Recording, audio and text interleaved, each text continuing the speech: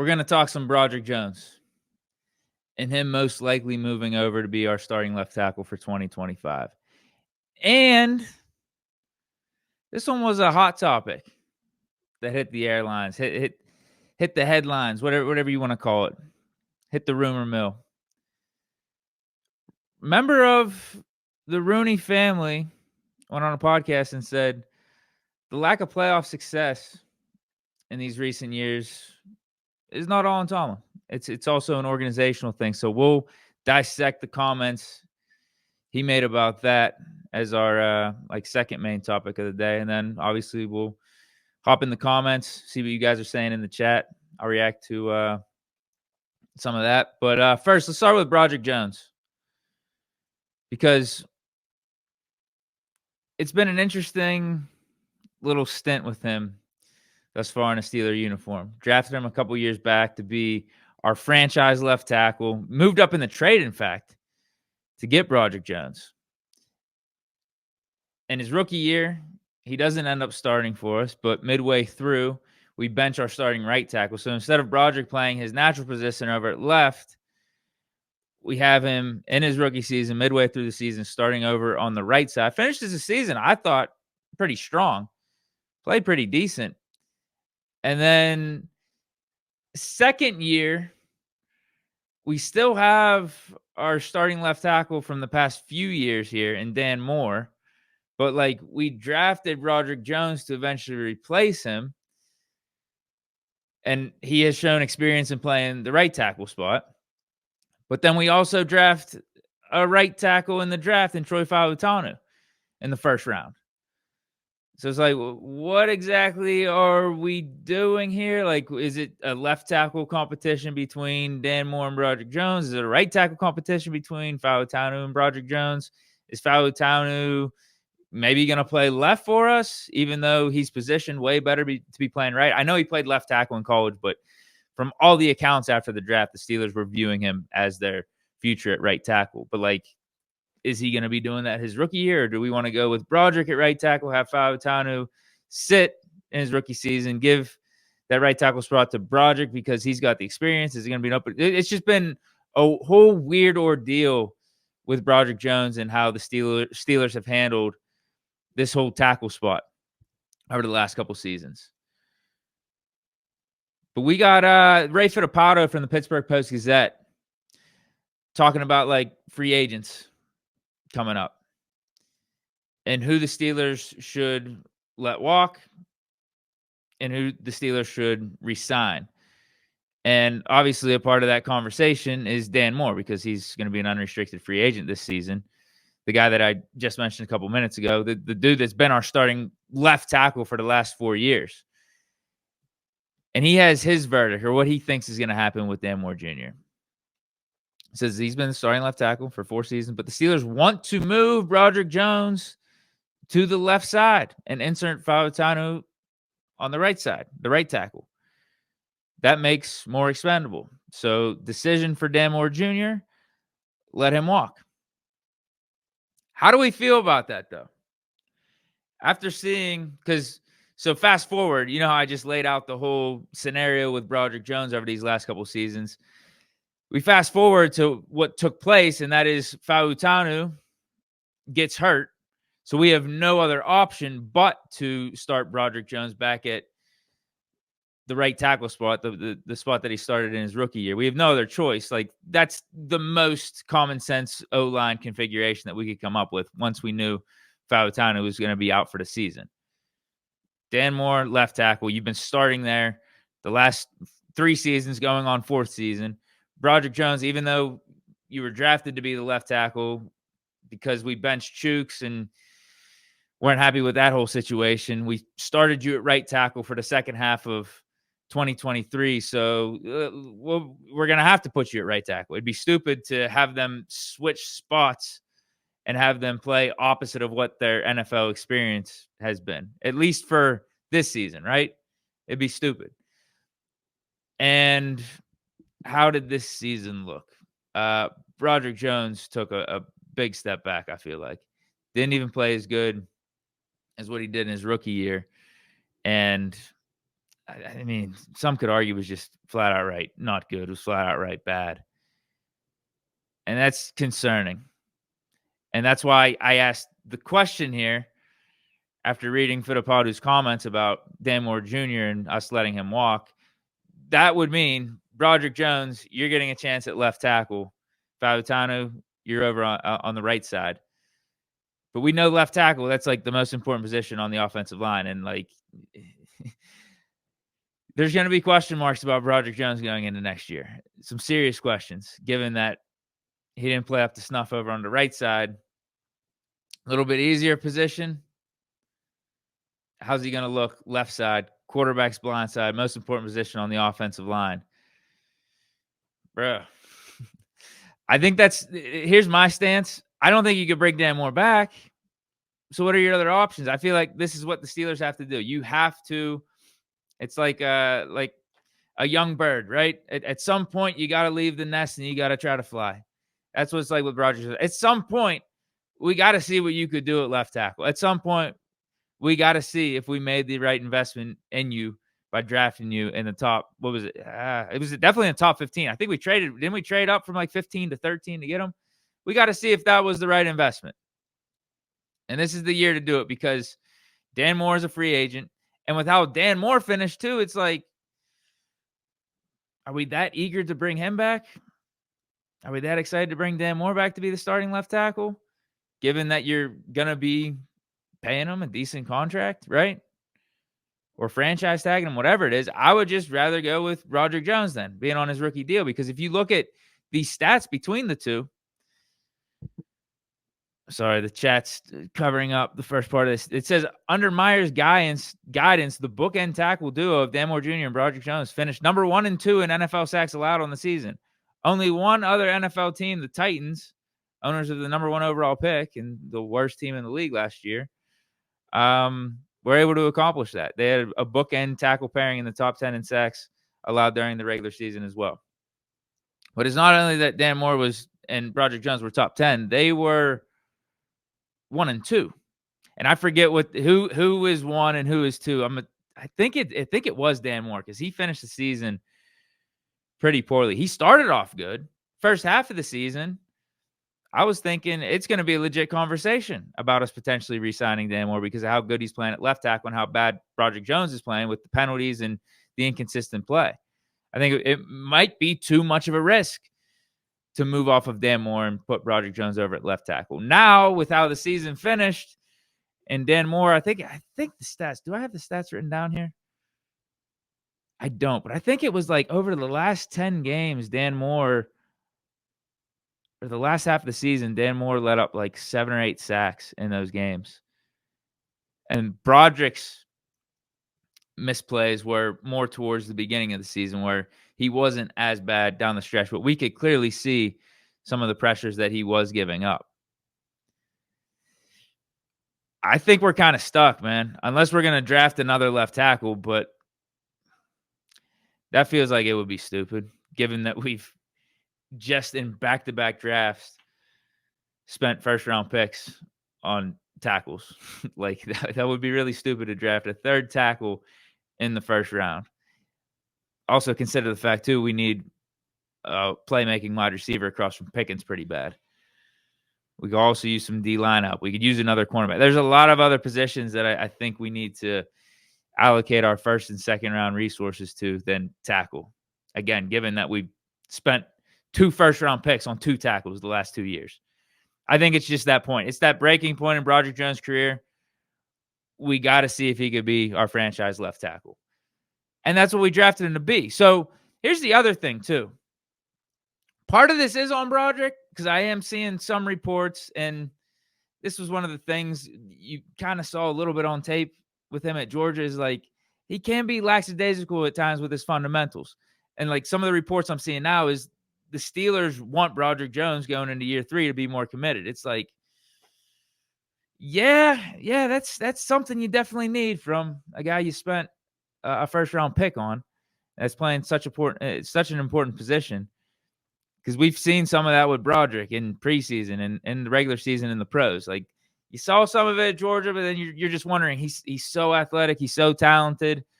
Like if we can get those details buttoned up, if we can get his fundamentals down, man, just think of what he could be. And he hasn't exactly gotten all that taken care of in the pros.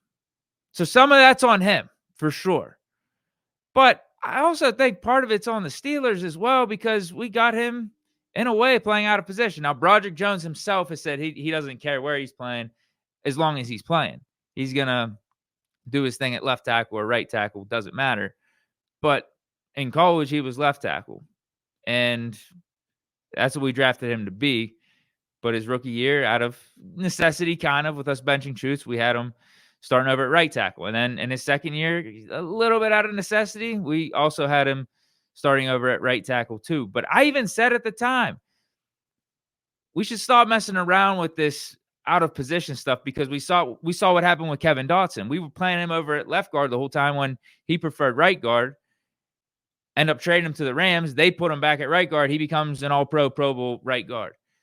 So I was even thinking last offseason, man, we should stop messing around with having Broderick Jones playing out of position like this and taking reps over at the right side. If long-term we're going to want him to be the left tackle, just start Fautano as a rookie and have Broderick Jones and Dan Moore compete for left tackle. And may the best man win. If Dan Moore wins, it's fine. Broderick Jones is getting his work over on the left side, and that's where we view him long-term, as opposed to doing this flip-flop game. Because that's what we were doing with some of Broderick Jones' reps until, again, it became out of necessity that he needed to be starting at right tackle because Fautano got hurt in training camp. Then he gets hurt again the second week of the regular season. But now, going into year 3 with basically no left tackle experience in the pros, we're expecting Broderick Jones to be that guy. Like, Steelers are a little bit of a problem in this too. We're doing Broderick Jones a disservice. There's a reason you drafted him a couple years ago. Obviously, Dan Moore wasn't cutting it. You wanted to upgrade the left tackle position. So, like, I don't know why you just didn't have Broderick Jones working over on that left side pretty much full time. Or maybe I don't know what you could have done, honestly, his rookie year. And maybe I'm just trying to think of other ways, but maybe it just wouldn't have worked out with us benching Chooks. That's the optimal scenario. We don't bench Chooks. And maybe Broderick Jones at some point in his rookie year replaces Dan Moore and gets reps for the second half of the season in that scenario. But, like, I don't know. Yeah, I really don't know what other way we could have done it. But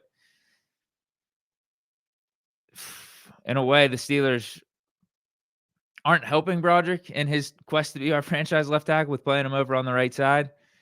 It's just weird. It's just tough how things have played out. But again, it's also not just all on the Steelers. It's also not the Steelers completely sabotaging Broderick Jones, because, again, we see some of the shortcomings with Broderick Jones out there. Like, even though Joe Alt over with the Chargers is playing technically out of position, he's a left tackle, came out of Notre Dame as a left tackle, and he's playing right tackle with the Chargers now in his rookie year. We're not having these conversations with him, right? Like, he's actually balling out over on the right side. So what do you guys think of Broderick playing left tackle? I don't think we have any other option. We're just going to have to deal with it. Like, that's what I would do. How great am I feeling about it? I'm not feeling great, but what other options do we have? We just got to hope that Broderick Jones is that guy. This is that make or break point. Are you a boom? Or are you going to be a bust? Because are we drafting another tackle this year? I don't see it. I think that'd be stupid. Are there any left tackles out there that we want to sign via free agency?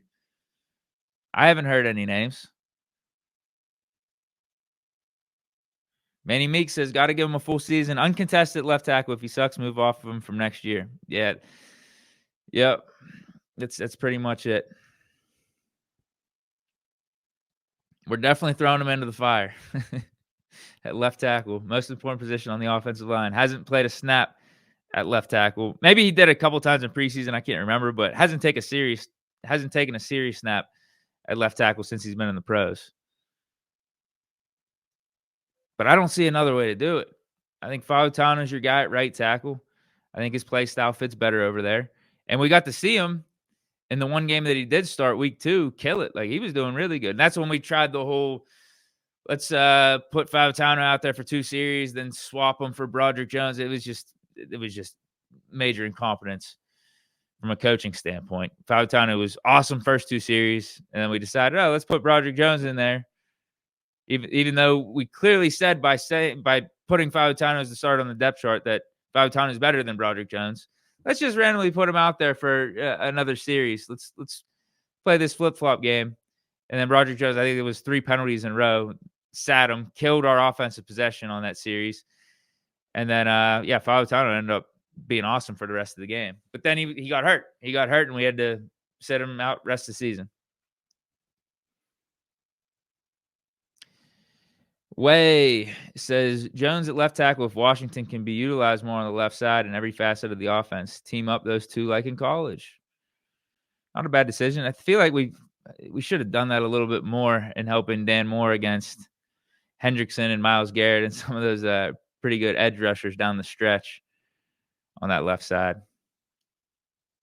But ultimately, you don't want to be at some point, you don't want to be operating your offense like that week in and week out, where you always need to help out your left tackle. You want a left tackle that could hold their own. That's why the Chiefs go out of their way, sign these different left tackles year in and year out to try to protect Patrick Mahomes, so they don't need to have a tight end in there helping them out. You give Mahomes another weapon down the field to pass it to. It's a Band-Aid. It's not like the real fix, though.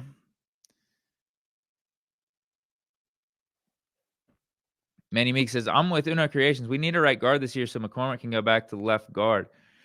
Yeah, what did he play in college? He was versatile in college, though.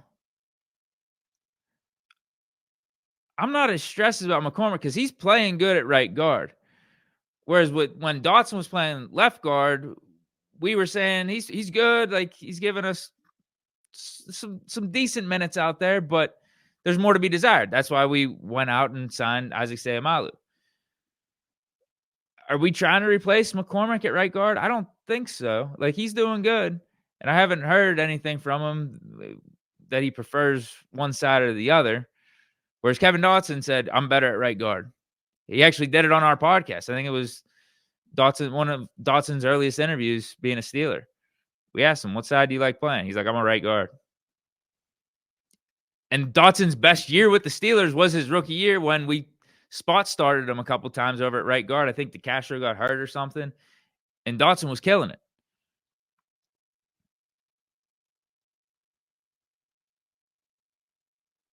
Manny Meek says, depends on how we feel about Seumalo. What do you think, Deke? We never really talk about him. He's solid.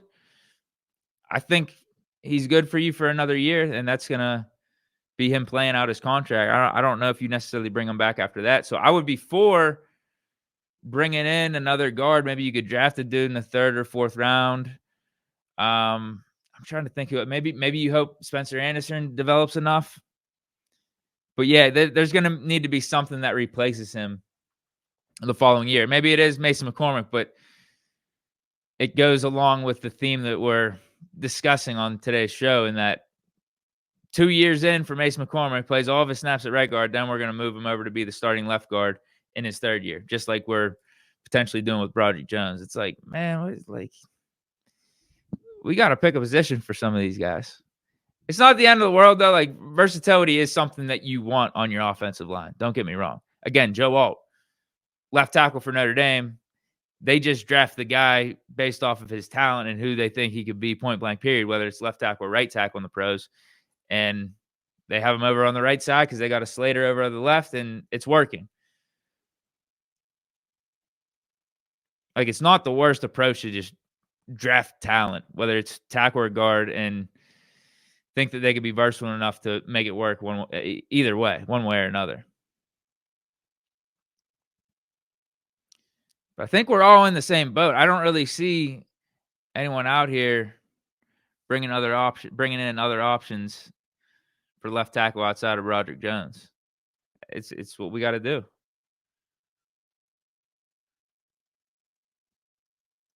The GOAT 224 says Broderick isn't even that bad, LOL, especially for playing on a side he isn't comfortable. He's comfortable enough, at least in the pros, given that he's exclusively started over on the right side his whole career. But you know what? To your point, I think something we're forgetting is he came into the season injured. Remember in preseason, he had that huge thing on his arm, and he talked to reporters and said, "This is probably the healthiest I'm going to be all year." So maybe he was playing at 60, 70%. But there are other times we see him out there, and you're questioning the effort a little bit. Some of it with Broderick Jones are things outside of injury. But all right, let me get to this last topic here. As I mentioned at the beginning, we're talking about a Rooney family member going on a podcast and talked about kind of the current Steelers situation, State of the Union a little bit, and addressed the Tomlin naysayers in the way too. He talked about how the Rooney family, or again, a member of the Rooney family doesn't. So it's not everyone. A member of the Rooney family doesn't blame Mike Tomlin for lack of playoff success. It's an organization issue, they say, and it's the Rooney I'm talking about is Jim Rooney. He is Art Rooney II's brother. I don't know. Obviously, he has Steeler ties. I don't know if he's like as involved as his brother Art Rooney II, but I know he is marketing his book that is, I think, is it a biography or it has something to do with DMR, Dan Rooney. I think it's talking about his life. I think it's biography and his about his life, and he's marketing a book that he wrote. I don't know if he exclusively wrote it or had some other people involved with it, but he's marketing it. That's why he went on this podcast to talk. And obviously, Steeler questions were brought up, Tomlin questions were brought up, and he had his opinion on the situation. Says it's an organization issue, not just Mike. I think all of us are responsible for the outcome. I think we take responsibility. I don't want to get into excuse making, but the reality is we outperform the NFL mean at a greater rate than just about any team for the last 25 years. Another team that has been in that category in terms of outperforming that mean has been the Ravens.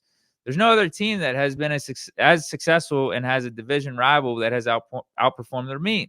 So when you look at the challenges we face, if this was a boxing match, you were judging the competition, not just looking at the winning percentage, you would have to say that we have performed in a harder circumstance than most, and we've outperformed them. I understand no one wants to lose playoff games. The goal is to win the Super Bowl. You have to get to the playoffs, which we do well. You have to win playoff games, which we haven't. The other excuse I'll make there is, look, we've lost some bad playoff games, but we also lost to three guys that have pretty unique names. Peyton Manning, Tom Brady, Mahomes. That's the playoff route we have to go through to get those wins. If you're going to make an argument, you should look at the facts in the matter. I think the Steelers organization and Mike Tomlin have outperformed any expectation you could have of any NFL team in terms of who they have to play against and what the competition looks like. Bro, a lot was said there. A lot. But I also think nothing was said at all. Almost like what we typically hear from Mike Tomlin at the podium. Because it is kind of a milquetoast statement whenever you really dig deep into it. It's not really saying too much. The team failure falls on everyone at the organization, and we got to do better. Sure, I think anyone could say that, right? It's an easy thing to say. It's not like that deep, but I think that's kind of what these comments are getting at. Obviously, he's trying to take some heat off of Tomlin, which I think is admirable, saying it's the organization as a whole, but doesn't really get into any details about what has gone wrong behind the scenes over the past decade. Instead, focused on the positives, yet still saying that we need to do better. It's kind of like a politician-esque statement.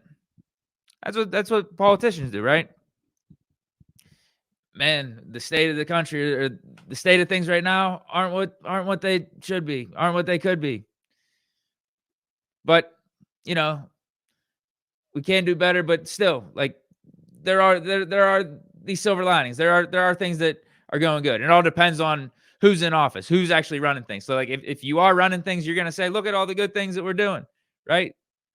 there are some good things here. Yes, we could get better. And if you're not the party in office, you're going to be the one saying like, look at all these bad things and look at how I'm going to fix it. So I think that's kind of where we're at here, right?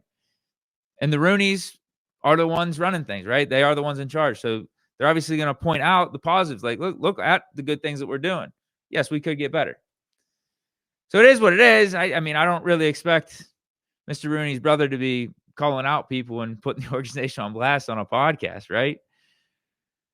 Now, the boxing analogy, we perform better than the NFL mean at a greater rate. Sure, I think that's a fair statement. It is. But what's our goal? Is our goal to just perform better than the NFL mean? Because if you look at the example like this, let me try to get rid of this. If this is the average line, right? Yes, we're performing better than the NFL average on a consistent basis. Let's say the lines here, we're performing there on a consistent basis like this, right? Going back to 20 years ago, we were up here more. We were definitely up here more. And now we've kind of gone down and we're just performing above the line over the last decade. Whereas you have other teams like the Eagles, like the Rams, who, maybe they're not as much around the mean, but they're up here more consistently. All right, they have a down season or two, but that's below the mean, and they go up. At least they're hitting the goal, though. They're hitting the ultimate goal of Super Bowls and being in legit contention. So, I don't really know what just being above the mean does for us in terms of hitting the real standard that we talk about so much. Being Steeler fans, being a part, and in this case with Rooney being a part of the Steelers organization. Performed in harder circumstances than most and outperformed them. Now, here's what I'll say. Let me go back to. I'll pull this back up because that's what he says. Second paragraph, bottom line.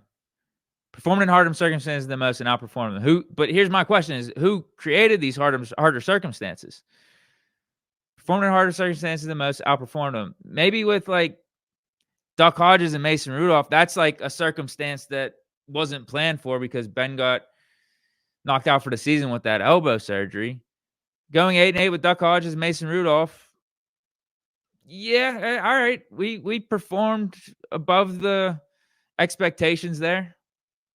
But we also got to a point where we were 8-5 and we're expected to hit the playoffs. So what happened there? Either way, going 8-8 with Duck Hodges, Mason Rudolph isn't the goal. And going 10-7 over these last couple of seasons when pundits predicted us to only have 8 wins isn't exactly the goal either. Especially too, when you look at these last 2 seasons and how they played out, we had serious opportunity to finish with 12 plus wins and have home playoff games and have favorable matchups.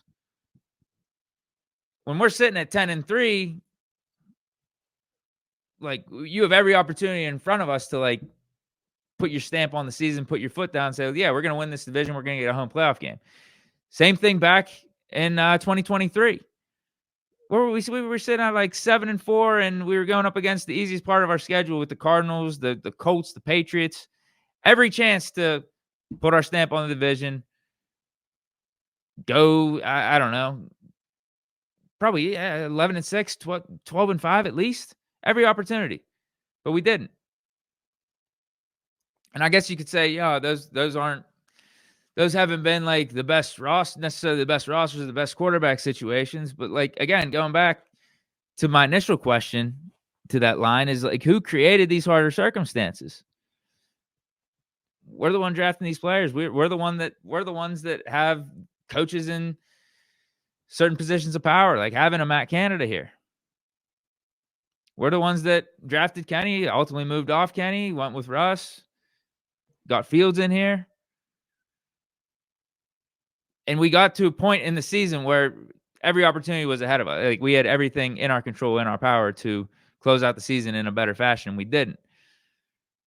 But then, all right, let's say we go back to the times we had more dominant teams, like the 2017 Steelers or the 2020 Steelers, where we were actually favored in those playoff games. We won the division. We were going up against the Jaguars. We were going up against the Browns at home. Defense gave up 40-plus points in those games. We came out flat and we looked unprepared. So, like, I don't know exactly what the excuse is here for, these so-called harder circumstances, and we were able to outperform. It's like, is that the goal though? And again, who's creating the harder circumstances, and is this even true? Because are we outperforming them when you're sitting at a spot in these last couple seasons where you can close it out on a much higher note? You could win the division. You can have a home playoff game, and then we don't do that. And then going back to the teams that were considered a little bit more elite, more favored, and we did have home playoff games. I can't say we got shelled, because we did give some comeback effort in those. Got them to one-score games with that 2017 team and that 2020 team and the Jaguars and Browns games. But our defense got cooked. We were giving up 40-plus points. The starts weren't good in terms of coming out flat and unprepared. Those games weren't as big of blowouts, though, than, compared to this Ravens one or some of these other games like the Chiefs won in the past. So I get it's tough to win in this league and get things right. And it's not like people aren't trying to figure it out. And I think that's the underlying theme here is like, hey, we have built a good foundation. We've built good stability, consistency, but ultimately we do need to do better. But again, that's why I'm going back to this statement here.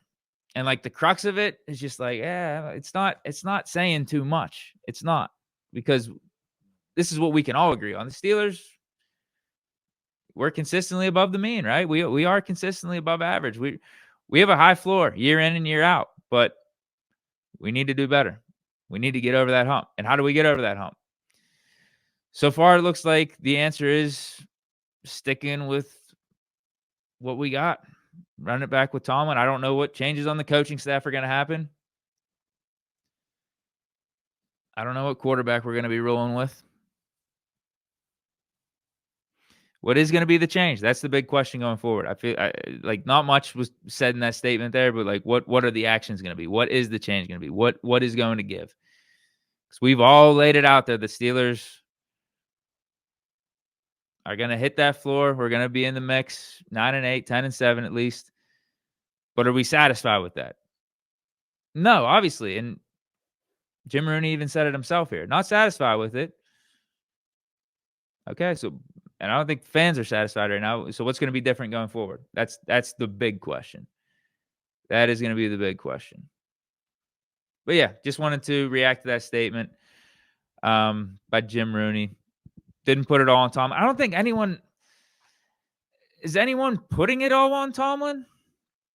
That's the question.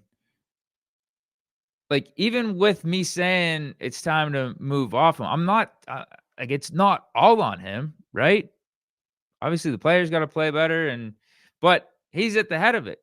And with all the changes that have happened surrounding him over the last several years, there is only one person to point to in terms of a change you can make, because it's not like the owners are going to sell the team.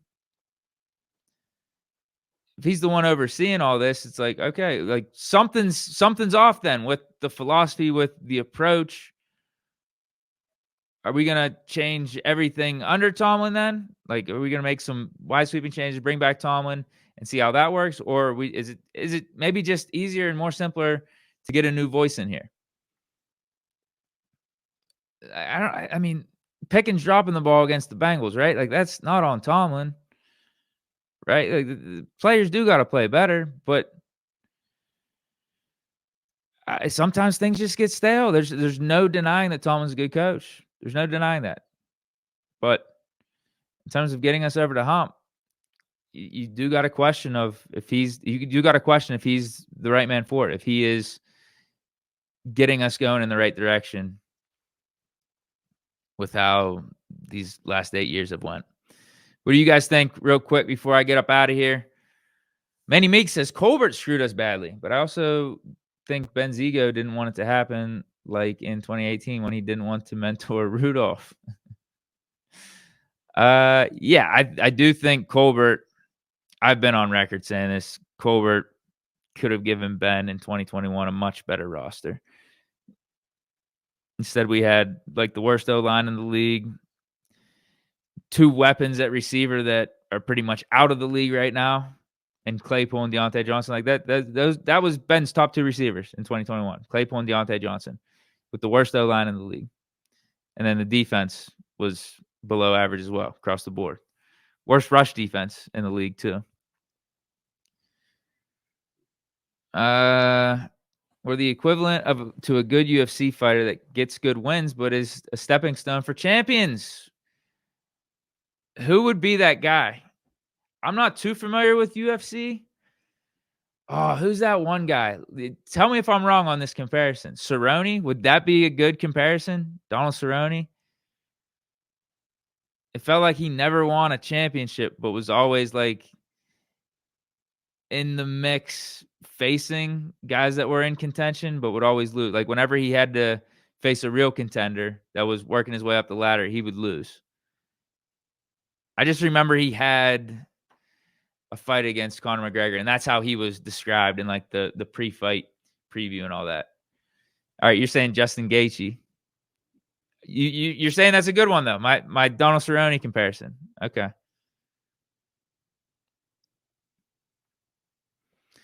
But all right, guys. I don't know if I have much more to say here. We just gotta wait and see what actual decisions are made. Quarterback position, coaching staff standpoint. I don't think. I'll be honest. I don't think much is going to change. I really don't. The one big change, like if nothing changes, here's my thing. I've already laid out my plan. We got to fire the defensive coordinator, bring in someone else. And Tomlin's got to give more reins to the offense to Arthur Smith and just let him do his thing.